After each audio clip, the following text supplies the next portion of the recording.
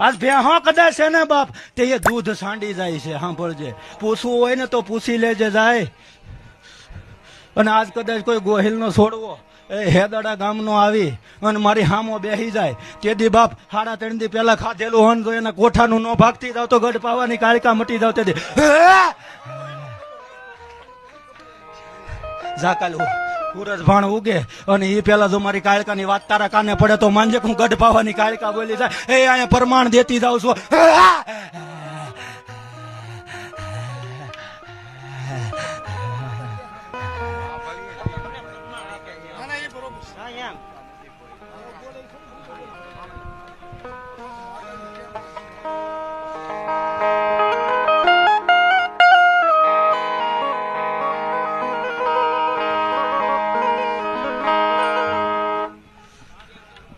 અમારો છેલ્લો વધાવો છે.